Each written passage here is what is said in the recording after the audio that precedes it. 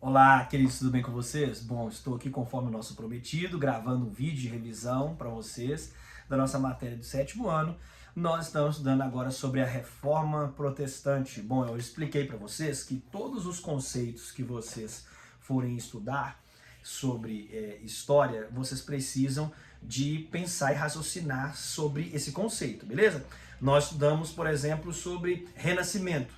Bom, o que é renascimento? Pensa na palavra, peraí, renascimento. Bom, tem a palavra nascimento ali, né? Vem de nascer. O ré significa fazer de novo, recolocar, revisar, enfim, né? Você pode imaginar uma coisa nesse sentido. Então, renascimento é renascer, é nascer de novo. É, isso mesmo. Então vamos voltar com os valores gregos e romanos, vamos nascer de novo, porque esse período da Idade Média, ele ficou muito sombrio, não teve muito avanço. Então a igreja dominou todas as partes da civilização, das culturas, né, da política, então ela não deixou muito avanço. Então vamos voltar com os valores gregos e romanos. Foi isso que os humanistas começaram a pensar, Francesco Petrarca, Dante Alighieri, né, Erasmo de Roterdã, Thomas More, todos esses homens começaram a fazer essa mudança, né, do teocentrismo para o antropocentrismo. E isso, de certa forma, de certa maneira, olha só para vocês verem, por isso que história a gente nunca estuda um fato isolado. Gente, toma muito cuidado, presta atenção que eu vou dizer para vocês aqui, ó, raciocine comigo. Presta muita atenção aqui. A história a gente nunca estuda ela como um fato isolado. Todos os acontecimentos históricos, eles ocorrem, né, em decorrência de outro acontecimento que ocorreu antes, né, por questões lógicas. Entendeu? Então assim, por que houve a independência do Brasil? Porque alguma coisa aconteceu antes. E essa coisa que aconteceu antes, ela aconteceu porque aconteceu outra antes. Essa coisa que aconteceu antes, ela aconteceu porque aconteceu. E assim por diante. Até desde quando Deus criou um planeta Terra, né, colocou Adão e Eva aqui no Éden, as coisas foram acontecendo, né, e a história vai evoluindo, vai crescendo, e os acontecimentos vai acontecendo e vão recorrendo outros acontecimentos, né? Então, você pode fazer um recorte. Eu quero estudar a história do Brasil Império. Pode. Você pega lá, né, o Brasil Império vai de que ano? Vai de 1822 até 1889. Aí, nesse período, nessa faixa de tempo, você pode estudar ali. Como foi o reinado de Dom Pedro I, como foi o reinado de Dom Pedro II, e a princesa Isabel, como que ela agiu? O período regencial, o que é isso, período regencial? Então você pode estudar esse período aí da história brasileira, tá? Mas entenda que esse acontecimento, por exemplo, da independência, ele aconteceu porque antes disso aconteceu outra coisa. Você pode sim fazer recortes, mas nunca achar que aquela história está ali isolada, né? Então, o humanismo, o renascentismo e o humanismo, que foi colocado ali na Europa entre os séculos 14, 15 e 16, isso influenciou até mesmo os reformadores, esses homens religiosos que estavam na igreja. Então agora John Wycliffe, que foi um reformador, né, conhecido aí como um dos primeiros reformadores, ou quem sabe o primeiro, né, dessa onda de reformadores. John Wycliffe, ele era da Inglaterra, ele tentou fazer uma tradução da Bíblia, né, para o inglês, mas a Bíblia dele continha alguns erros, né, então não foi muito, digamos assim, não teve muito sucesso. William Tyndale depois, né, que é um outro inglês, já no século XVI, esse sim vai traduzir a Bíblia do Novo Testamento, o Antigo Testamento, ele vai fazer uma tradução melhor, tá? Mas daqui a pouco a gente fala sobre essa questão. Mas, John Wycliffe, voltando aqui no século XIV, né, no finalzinho do século XIV, indo para o século XV ali, então surge John Wycliffe, a figura, né, de John Wycliffe, o primeiro reformador, digamos assim. Ele então começa a fazer alguns questionamentos em relação à igreja. Os humanistas estavam lá atrás, né, já começando a fazer esse questionamento. Então John Wycliffe vive nesse período do Renascimento ali, né? John Wycliffe, depois o John Wycliffe faz alguns escritos, ele escreve, né, alguns livros, e ele influencia outro homem, né, da República Tcheca, né, que no caso da República Tcheca atual, né, hoje, antigamente se chamava de Boêmia, que é o John Hus e o Jerônimo de Praga. Esses dois homens tornam também outros dois reformadores muito importantes, que é o John Hus e o Jerônimo de Praga. Os dois, ambos, né, são amigos e são reformadores, conhecidos como reformadores também ali da República Tcheca, né, da antiga Boêmia, hoje é chamado de República Tcheca, né? Então eles também passam a questionar, né, os ensinamentos da Igreja Católica, os abusos que a Igreja Católica, né, os erros teológicos que a Igreja Católica ensinava naquele período. Então esses homens começam a questionar.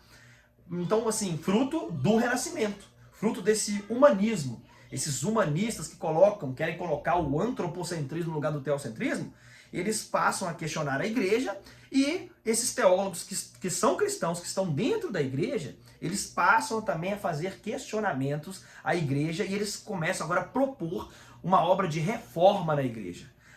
Não precisa de a gente acabar com a igreja, não precisa de a gente acabar com a religião, né? Mas nós precisamos de dar uma nova forma na igreja. Por isso, reforma protestante. Protestante por quê? Porque eles começaram a protestar. Teve uma assembleia lá no ano de 1529, que conhecida, né, como a Assembleia de Dieta de Espira, né?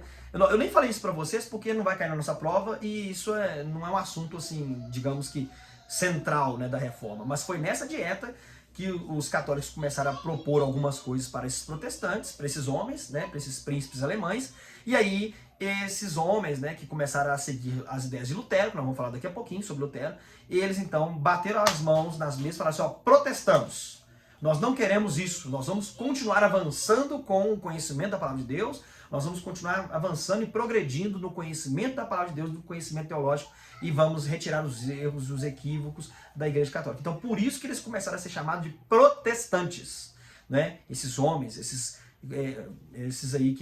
homens, esses príncipes alemães, que começaram a aderir às ideias de Lutero, beleza? Então, vamos falar de Lutero agora. Lutero se torna, aí já no século XVI, né, John Wycliffe vive no finalzinho do século XIV, século XV nós temos John Hus, Jerônimo de Praga, esses três, então, antes de Lutero, e Lutero chega no século XVI, início do século XVI ali, Lutero, então, já é um padre, né, estudou para ser monge ali na Igreja Católica, ele é um alemão, ele viveu ali naquele período, né, da história ali no século XVI, naquele local do Sacro Império Romano Germânico, que antes era chamado por isso, né, Sacro Império Romano Germânico, mas que hoje é chamado de Alemanha. Então ele era um teólogo alemão, e ele começou a fazer questionamentos também, porque ele foi para o monastério estudar a Bíblia, a palavra de Deus, e ele começou a questionar, ele falou, peraí, gente, isso está errado, o que a Igreja Católica está ensinando está errado, John Wycliffe, John Hus, Jerônimo de Praga estão certos lá atrás, porque Lutero teve acesso, né, aos escritos de John Wycliffe e as ideias de John Hus e Jerônimo de Praga. Então um reformador foi passando para outro, e aí você imagina, então as ideias vão ampliando, os questionamentos vão ampliando, então Lutero, ele é, digamos assim, o clímax da reforma protestante. Lutero é considerado hoje, pelos teólogos e pelos historiadores, como o maior de todos os reformadores. Tanto é que eu tenho aqui, ó, deixa eu mostrar para vocês, eu tenho dois livros aqui, ó, a reforma, olha aqui pra você ver, a Reforma Protestante, né? Eu tenho um livro aqui chamado Reforma Protestante, né? Então aqui nesse livro, muitos questionamentos em relação à reforma são levantados. E qual que é a figura que aparece aqui? Olha lá, Lutero. Você não vê a figura de João Calvino, né? Você não vê a figura de John Wycliffe, John Hus, Jerônimo de Praga, William Tyndale, né? Jerônimo Savonarola, John Knox. Você não vê esses homens, né? John Wesley, né? Quem que aparece primeiro? O Ulrich Zwingli, né? Você não vê. Você vê quem? Lutero, Martim Lutero, né? Eu tenho aqui também, aqui, ó, as 95 teses de Lutero. Então, Lutero, ele prega na porta da igreja de Wittenberg, na Alemanha, no dia 31 de outubro, né, de 1517, ele prega 95 teses, 95 argumentos contra a venda de indulgências. O que é indulgência, gente? A Igreja Católica, ela ensinava muitas coisas. E naquele período desses reformadores, a Igreja Católica, ela vendia uma carta de absolvição, né, de perdão de pecados, que era chamada de indulgência, né? Então, nesse período que Lutero viveu, ele começou a observar aquilo, ele começou a ler a Bíblia, né? Ele começou a... Desculpa. Desculpa, gente. Ele começou a pensar assim, esse negócio está errado. Porque a Bíblia diz que a salvação é unicamente pela graça, né? Pela fé mediante a graça, né? Lembra do texto de Efésios capítulo 2, verso 8, né? Até o verso 10? Pela graça sois salvos, mediante a fé. Isso não vem de vós, é dom de Deus. O justo viverá pela fé. Ele foi lá no livro de Romanos, no capítulo 1, e viu isso. E no livro de Efésios também. Aí ele começou a estudar a Bíblia, ele pensou assim, gente, esse negócio está errado, né? O ser humano pagar uma carta de absolvição, porque a Igreja Católica ensinava dessa forma, ó. Vamos supor, meu pai morreu, e aí a alma dele, né? A alma é uma entidade imaterial que sobrevive fora do corpo, na visão dos católicos, tá? Isso é uma crença grega que passou para, na verdade, é uma crença egípcia, que passou para os gregos, dos gregos passou para os romanos, dos romanos infiltrou dentro da Igreja Católica, tá?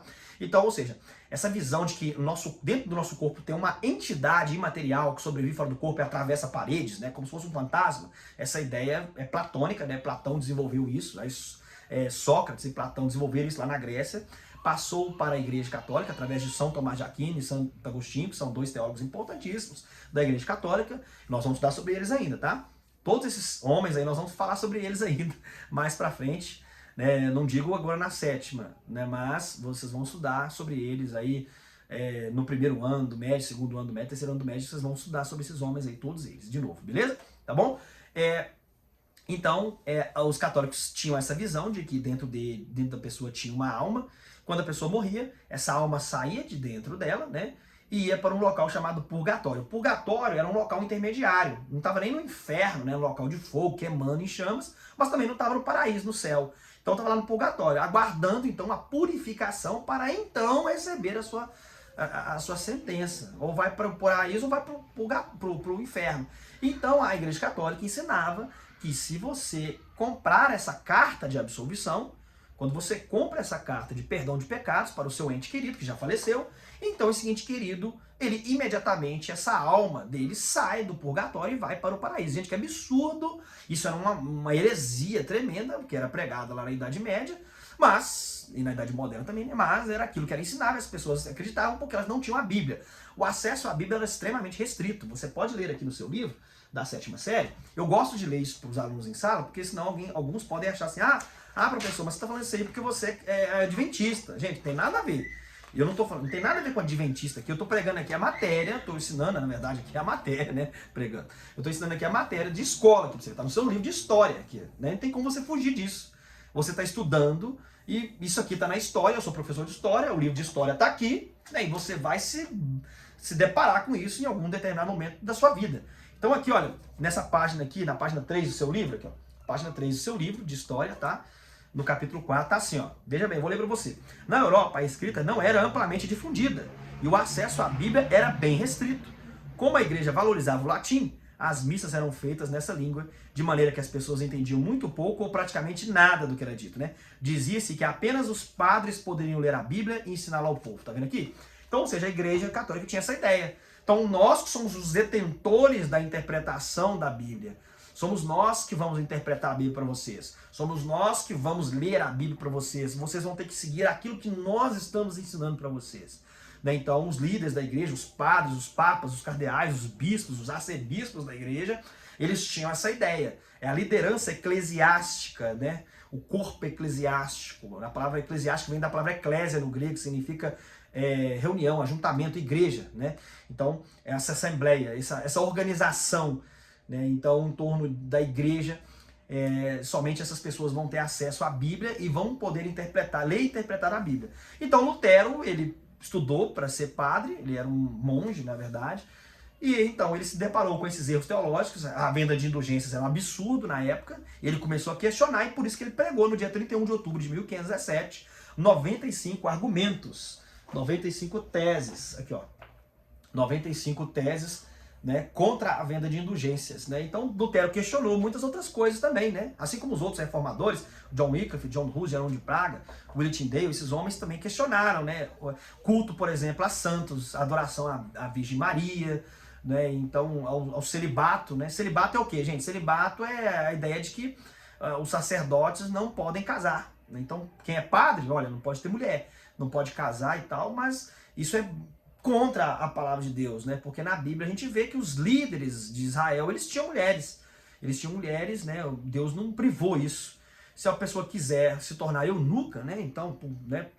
Em prol da obra, tudo bem, mas o próprio Jesus falou, nem todo mundo consegue se tornar eunuco, mas a Bíblia deixou isso aí livre, as pessoas elas podem se relacionar, não tem problema algum. É até melhor, né, você se relacionar, porque você pode atrapalhar a obra de Deus e cair em pecado. Então a igreja ensinava a ideia do celibato, olha, para se santificar, se purificar, nós não vamos nem encostar em mulher.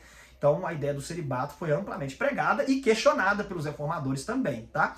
Os reformadores também questionavam a simonia. O que é simonia, gente? Simonia era a prática, né, da venda de bênçãos, de cargos eclesiásticos, né, de bênçãos materiais, de relíquias. Então naquele tempo era muito vendido algumas relíquias, né? Pedaço do vestido de Maria, pedaço do vestido da túnica de Jesus, cabelo do fio né, do fio de cabelo da Maria, pedaço da cruz de Cristo, a unha dos apóstolos, enfim, né? Era tanta coisa que se vendia na Idade Média, e as pessoas acreditavam que aquilo ali era verdade e compravam. Então, simonia tem a ver com isso. Simonia, o que é simonia, então, gente? Indulgência é a carta de absolvição de pecados, tá? Simonia é a venda, né, de bênçãos, cargos eclesiásticos, ou seja, cargo na igreja. Eu quero ser padre. Vai lá e compra o cargo. né? Ah, não, eu sou padre, mas eu quero ser arcebispo, então eu compro esse cargo. Então, a simonia engloba tudo isso. Bênçãos, né? Vender bênçãos divinas, cargos eclesiásticos, né? Relíquias, né? Bênçãos materiais. Então, tudo isso significa simonia, beleza? Então, Lutero, os outros reformadores, é claro que questionaram, fizeram questionamentos em relação a essa conduta equivocada da Igreja Católica. E a Igreja Católica também, ela condenava, por sua vez, ela condenava a usura. O que é usura, gente? Usura é a prática, né, de cobrança de juros excessivo. Porque a Igreja Católica, ela ensinava o seguinte, olha que contradição, mas eles ensinavam assim. Eles ensinavam que, bom, como Deus é o dono do tempo, então o tempo é de Deus, certo? E se você pega aqui, por exemplo, R$ 50 e empresta para uma pessoa, e daqui 2 meses você pede ela R$ 200 de volta, nesse período de tempo, você ganhou dinheiro, não ganhou? Porque de 50, esse 50 seu tornou 200, então você ganhou R$ 150 aí, né? Então, nesse tempo, nesses 2 meses, você ganhou dinheiro, mas só que o tempo, ele é de Deus, não é meu. Então, eu ganhei dinheiro em cima do tempo que é de Deus. Então, ou seja, isso é um juros abusivo, excessivo, e o tempo, quem controla é Deus, é de Deus, então eu não posso, né, fazer isso. Então, a igreja condenava a prática da usura, que é a cobrança, né, de juros excessivos que acontecia nesse período da Idade Média. E ela ia lá e vendia as indulgências, né? Que era a venda de perdão de pecados, vai entender. Mas era isso que acontecia na época, né? Então os reformadores foram contra esse tipo de situação. Vamos ver aqui alguns reformadores, então, importantes, que surgiram, então, nesse período da Reforma Protestante. Vamos lá de novo, né? John Wycliffe, primeiro deles, né?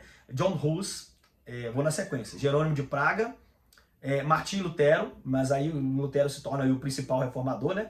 E aí agora surge praticamente concomitantemente, né, e né, no mesmo tempo, né, aí 3, digamos assim, né, Ulrich Zwingli, na Suíça, o João Calvino, né, na França, e nós temos na Inglaterra o William Tyndale. Então esses 3 aqui, eles surgem praticamente aí no mesmo período, né, logo ali depois de Lutero, eles viveram até na época de Lutero, né, todos esses viveram na época de Lutero, e eles começaram a interpretar a Bíblia. Por quê? Porque Lutero traduziu a Bíblia para o idioma alemão, e colocou na língua do povo, na mão do povo, digamos assim, né? Porque antes disso, vocês lembram que nós estudamos lá no bimestre passado, que Johannes Gutenberg, um alemão que criou a imprensa dos tipos móveis, isso facilitou a impressão da Bíblia. Então a Bíblia agora começou a ser impressa, por quê? Porque Lutero traduziu a Bíblia, né, para o alemão, então agora nós temos a imprensa, né, dos tipos móveis, entre aspas, essa impressora da época, né, então para facilitar aí a impressão, e aí a circulação dos livros aumenta, e Lutero traduz a Bíblia. Inclusive as teses de Lutero circularam em 2 meses, Lutero nem sabia que isso ia acontecer, mas em 2 meses, historiadores dizem que em 2 meses Lutero, as teses dele circulou praticamente em toda a Europa. Você imagina só a reforma que esse homem fez. Gente, esse homem ele foi magnífico, esse homem ele fez uma obra grandiosa. Ele se tornou um dos homens mais importantes de sua época. Então, Lutero, ele dividiu a igreja no meio. Porque chegou uma parte, né, da história lá desse período, do século XVI, que ou você era católico ou você era protestante. Né? Então as pessoas ficaram divididas. Olha, para que lado que nós vamos? Então, assim, dividiu. Então, muitos desses reformadores que vieram depois de Lutero, eles tiveram as suas bases teológicas exatamente em Lutero. Tanto é que João Calvino, por exemplo, Ulrich Zwingli, William Tyndale, as ideias deles são parecidas com Lutero, só que eles começaram a ir por outros caminhos, né, digamos assim. Por exemplo, João Calvino também questionou tudo isso que Lutero começou a questionar, a salvação pelas obras que a Igreja Católica ensinava, através da venda de indulgências, né, e tal, etc. A simonia, ele começou a questionar também, mas aí João Calvino começou a desenvolver uma outra teologia que fugiu um pouco da que Lutero pregava. Ele começou com as ideias de Lutero, depois ele começou a sair fora do caminho. Que ele começou a desenvolver a ideia da predestinação, que isso ficou conhecido na teologia como predestinação calvinista. O que é isso, gente? João Calvino começou a estudar a Bíblia, ele começou a entender o seguinte, olha, a Igreja Católica ensinava que a salvação era pelas obras, mas está errado. Não, Lutero chegou e falou que a salvação é pela graça. A salvação é pela graça. Só que é pela graça, mas para quem Deus concedeu essa graça. Não é para todos essa graça. Olha só para você ver. Então a ideia mudou um pouco. Aí ele começou a estudar alguns livros, né, alguns textos da Bíblia, alguns textos, por exemplo, que Deus fala assim, com Jeremias, por exemplo, Jeremias capítulo 1, Deus fala com Jeremias, né? Jeremias, eu te escolhi desde o ventre de sua mãe para você ser profeta, né, para você ser profeta, né, do meio do povo de Israel e tal. Então essa ideia de que Deus escolheu Jeremias antes mesmo dele nascer, aí o que ele pensou? Então Deus predestina. Então Deus predestina pessoas. Ele começou a ir para esse lado, mas eu vou explicar para vocês isso. Na verdade, não é que Deus estava predestinando, né, Jeremias para ser profeta. Nossa, ele tem que ser profeta. Se ele não for, ele vai morrer.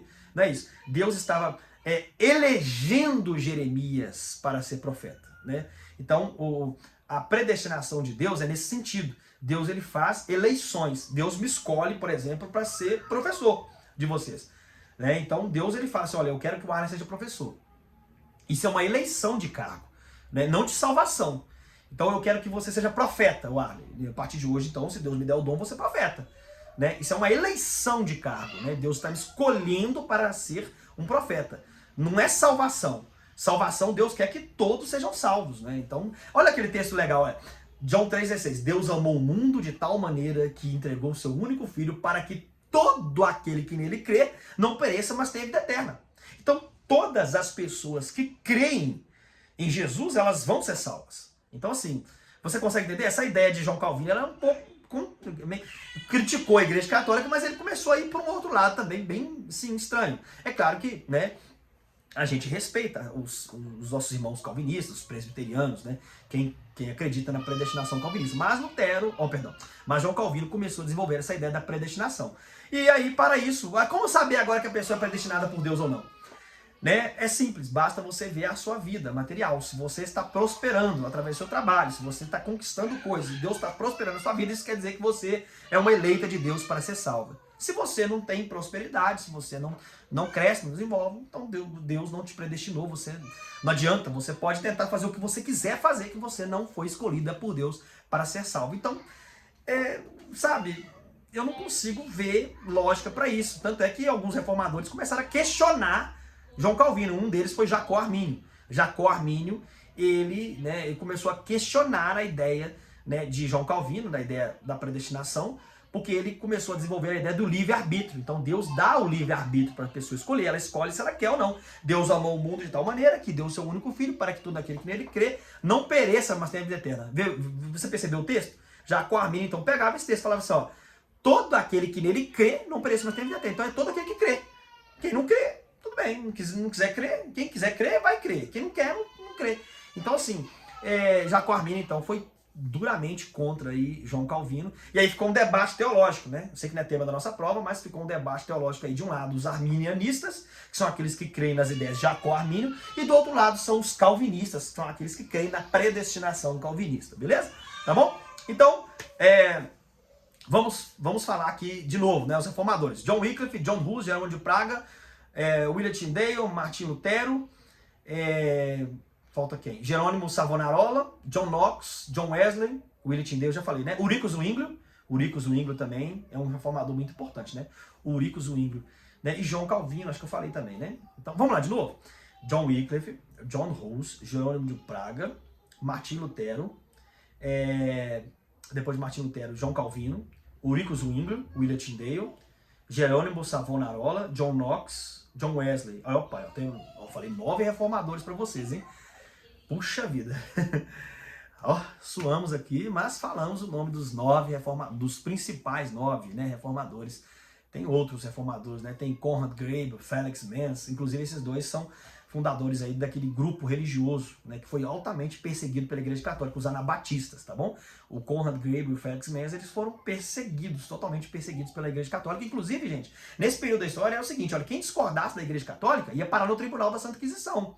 O que é o Tribunal da Santa Inquisição? É um tribunal de julgamento onde todos aqueles que discordassem da Igreja iam parar lá, e essas pessoas deveriam se retratar, ou seja, voltar, né, com os seus pensamentos anteriores, né, parar de pregar aquilo que elas estavam ensinando. Essas pessoas eram consideradas hereges, mesmo que elas estivessem falando a verdade aos olhos de Deus e da Bíblia, mas para os católicos, essas pessoas eram consideradas hereges. O que é herege? Gente, herege é aquele que se desvia da Bíblia, aquele que prega coisas que não estão na Bíblia, né? Então ele está pregando equivocadamente, na visão da igreja. Mas na verdade eles estavam certos. A igreja que achava que eles estavam errados, mas eles acabavam se tornando hereges, beleza? Tá bom?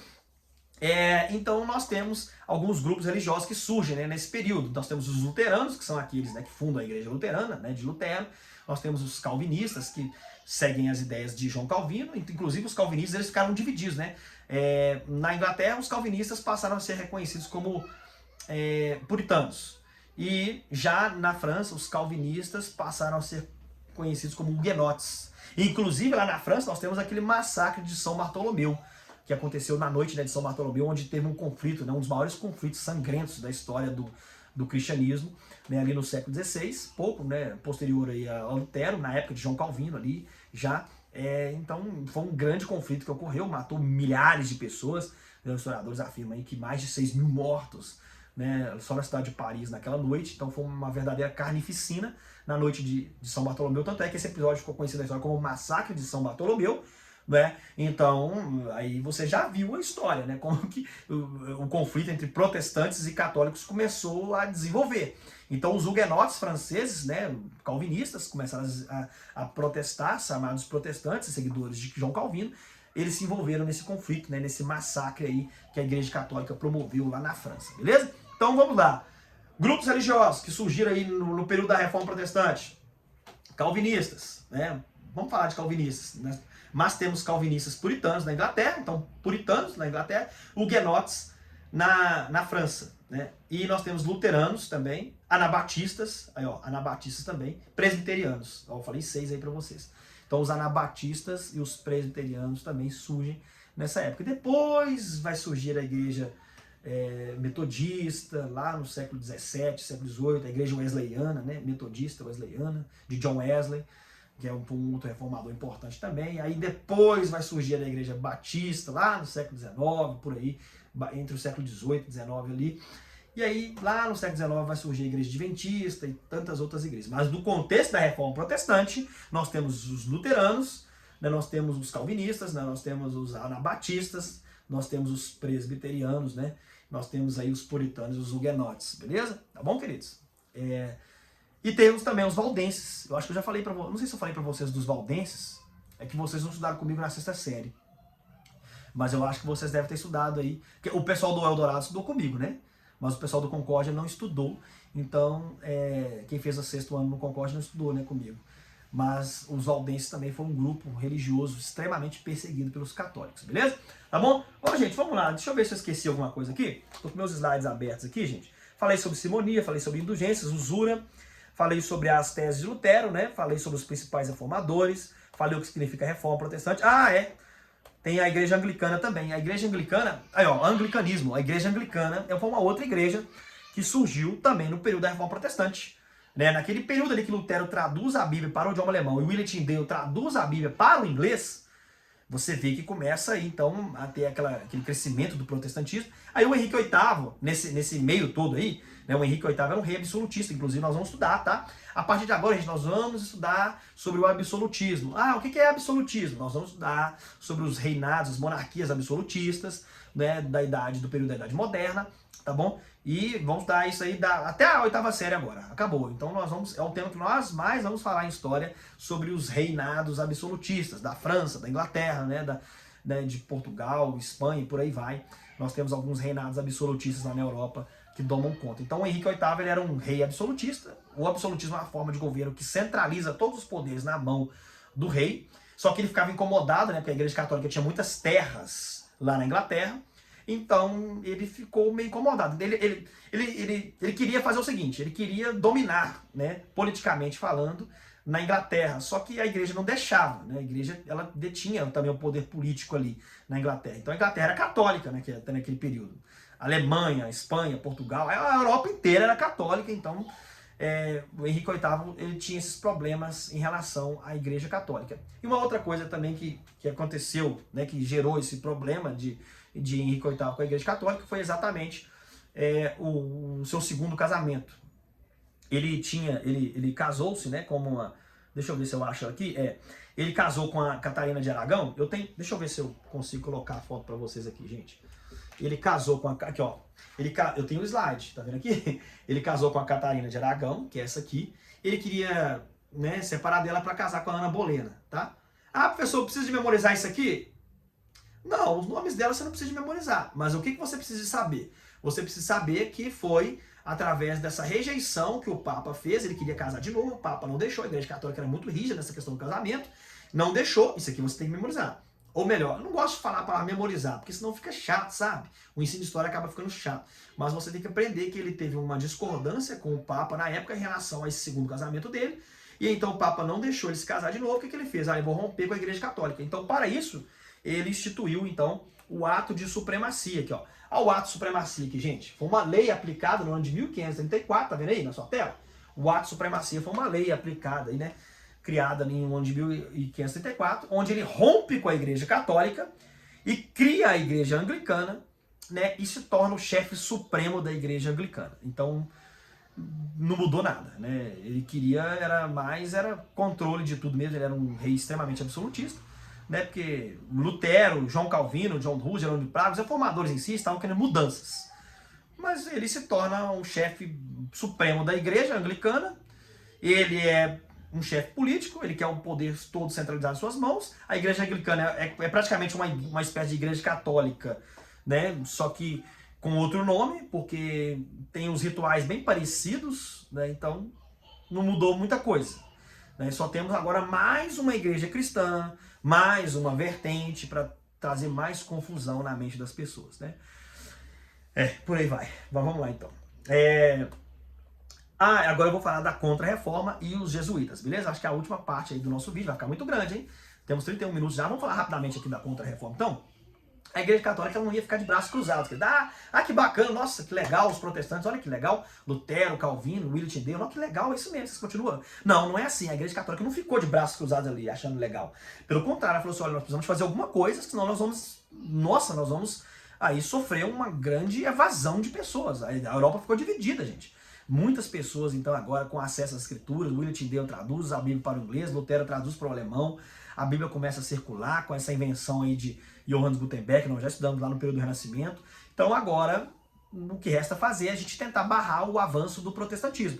E para isso a Igreja Católica organizou um concílio chamado Concílio de Trento, que ele começou a ser realizado ali no ano de 1545 e terminou lá no ano de 1563, 18 anos, né, de concílio, foram várias reuniões, né, que aconteceram nesse período de 18 anos, e algumas decisões foram tomadas ali nesse concílio, beleza? Então esse concílio, essa reunião, esse concílio chamado Concílio de Trento, é conhecido na história como um movimento de contra-reforma, ou seja, vamos tentar parar a reforma, já que os reformadores estão tentando reformar, então vamos contra eles. É um movimento de contra-reforma. Então a Igreja Católica, ela cria esse movimento de contra-reforma chamado de Concílio de Trento, beleza? Então lá no Concílio de Trento, algumas questões foram tomadas, né? Quais são elas? As principais. Aqui, ó, eu vou colocar para vocês aqui, ó, decisões. Esses slides, gente, eu vou deixar para vocês aí lá no Eclés, tá? Quem quiser dar uma olhada lá, vai estar lá. Tá? Pessoa, não aprendi com o seu vídeo, não. Dá uma olhada lá, então, no Eclés, né? Então, algumas decisões. Olha, somente a Igreja Católica deve interpretar as Escrituras. Então, esse negócio de Calvino, John Wycliffe, esse pessoal, John Hus, Jerônimo de Praga, esse pessoal aí, Martim Lutero, interpretar as Escrituras, está errado. É só nós que podemos interpretar, somente a Igreja Católica, somente os papas, os padres, somente nós podemos interpretar a Igreja Católica. Nós detemos unicamente, só nós, a interpretação das Escrituras. Só nós que podemos interpretar a Bíblia. Essa foi uma das decisões. Nós temos também a instituição da Santa Inquisição, que é esse tribunal de ofício, né? Todas as pessoas que discordarem da Igreja Católica vão ter que passar lá no tribunal da Santa Inquisição. Ou melhor, reforço da Santa Inquisição, porque o Tribunal da Santa Inquisição já havia sido criado lá por volta do ano de 1225, se eu não me engano, ou 235, mas é por aí, tá? Então, no século XIII, a Igreja Católica cria, então, esse Tribunal da Santa Inquisição, e no século XVI, lá no Concílio de Trento, ela somente reforça, né, o Tribunal da Santa Inquisição. Então, vamos lá. Somente a Igreja Católica deve interpretar as Escrituras, reforço da Santa Inquisição, né? Vamos manter o celibato. Ó, padre, papa, cardeal não pode casar não. Até hoje, né? Eles mantêm aí com o celibato, beleza? Até hoje na Igreja Católica, no século XXI, você vê que eles seguem isso até hoje. Vamos excluir as indulgências, né? Então as indulgências não vamos mais cobrar, porque né? Lutero, ele meio que, né, estragou tudo, ele queimou o filme nosso, né, digamos assim. Então, vamos parar de cobrar essa indulgência. Então, vamos tirar a indulgência aí. Então, a quinta decisão tomada é exclusão das indulgências, né? Vamos parar com isso. E, sexta coisa, vamos utilizar os jesuítas, criação dos jesuítas, né? Inácio de Loyola foi o fundador dos jesuítas. Os jesuítas é uma ordem religiosa, é um grupo de padres, né, da Igreja Católica que eles têm uma função, eles têm um objetivo, né, que é restaurar a supremacia papal, restabelecer essa supremacia papal, né? Nós precisamos de levar avante o catolicismo. Então eles começam aí a trabalhar nesse sentido. Daqui a pouco eu falo mais sobre os jesuítas. Então, utilização dos jesuítas, né? Criação dos jesuítas e utilização deles, né? E o acréscimo dos livros apócrifos. O que é livro apócrifo? Gente, você vê aí, se você tiver na sua casa em uma Bíblia católica, você vai ver que ela tem mais livros que a Bíblia normal, protestante. Ela tem 73 livros, né? 7 livros a mais do que os 66 livros da Bíblia normal, protestante. Porque esses 7 livros, a palavra apócrifo no grego significa oculto, né? Escondido, não dá para saber, não se tem ideia de quem escreveu esses livros. Então são livros que não sabem quem são os autores, e são livros que não são inspirados pelo Espírito Santo, eles contradizem o que os outros livros, os demais livros da Bíblia ensinam, né? Por exemplo, tem muitos livros apócrifos, a Igreja Católica colocou 7 lá, que é o livro de Eclesiástico, né? É o livro de primeiro Macabeus, segundo Macabeus, Tobias e tal, etc. Esses livros foram acrescidos ali. Só que tem outros livros, o Evangelho de, por exemplo, São Tomé. O Evangelho de Tomé, por exemplo, lá no livro de Mateus fala que Jesus falou assim, ó, deixai as criancinhas virem até mim, porque delas é o reino do céu. Aí no Evangelho de Tomé já diz que Jesus, as criancinhas veio até ele lançou uma maldição sobre essas criancinhas aí e tal, expulsou as crianças. Então contradiz, né? Os livros apócrifos, eles não têm essa segurança teológica, por isso que eles são chamados de apócrifos. Eles não são inspirados pelo Espírito Santo, porque eles não coadunam, né, digamos assim, com a Bíblia, eles contradizem a Bíblia e ninguém sabe quem são esses autores. Mas esses livros contêm coisas que favoreciam a Igreja Católica naquele período. Então, esses livros, eles davam credibilidade para aquilo que a igreja queria ensinar. Você está entendendo? Por exemplo, a doutrina do inferno eterno, do tormento eterno, por exemplo, é uma doutrina ensinada nesses livros apócrifos, e a Igreja Católica precisava dessa doutrina, então por isso ela pegou. Na Bíblia não tem jeito, então vamos pegar esses livros, vamos aumentar a Bíblia, para a gente poder começar, né, continuar ensinando essa ideia, beleza? Então é isso. Eu acho que já ensinei tudo, né? Então, os jesuítas, que são os padres católicos, dessa ordem religiosa, eles tinham o objetivo de expandir a fé católica, né? Catequizar os índios, por exemplo, aqui no Brasil, na América toda, como um todo, quando os portugueses espanhóis eles chegam aqui na América, né, no finalzinho do século XV ali, para o século XVI. No contexto aí da Reforma Protestante, né, os europeus chegam aqui e quem que eles utilizam, né? Por exemplo, para catequizar os índios aqui na América? Os jesuítas. Então os jesuítas são enviados para cá, aqui no Brasil, por exemplo, os jesuítas ficaram aqui de 1549 até 1700, né? Até 1759, 210 anos. Quem tomou conta da educação no Brasil foram os jesuítas. Então os jesuítas que foram responsáveis por trazer o catolicismo para cá, o cristianismo para cá. Por que o Brasil é um país cristão hoje, majoritariamente católico? Graças aos jesuítas, né? Então, eles trouxeram o cristianismo para cá, beleza? Então, os jesuítas, eles têm a função de restabelecer a supremacia papal, né? Difundir a fé católica, catequizar os índios, eles foram responsáveis por isso também, catequizar os índios, né? Eles foram importantíssimos nesse sentido, né? Então, eles tinham essa responsabilidade aí de restabelecer a supremacia papal e combater o avanço do protestantismo, beleza? Queridos, 38 minutos de vídeo, Jesus Cristo, vou parar aqui agora. Eu acho que eu ensinei tudo. Gente, eu acho que eu ensinei tudo, tá bom? Que Deus abençoe a todos. Me deixem dar aula, por gentileza, por favor, tá? Pessoal, por favor, me deixem dar aula na sala, meus queridos. Por favor, faça aqui para ajudar vocês, tá bom? Mas eu preciso que vocês respeitem mais os professores e a mim também. Por favor, me deixem dar aula na sala. Eu sei que não são todos, né? Nós temos muitos alunos bons, né, que vão na escola para estudar, mas infelizmente nem todos têm o mesmo espírito. E eu faço uma prova aqui com você, por favor, vamos cooperar, né, dentro de sala de aula, prestar mais atenção, evitar problemas, para a gente poder crescer no conhecimento, tá bom? Da história. Forte abraço, Deus abençoe a todos e até o nosso próximo vídeo.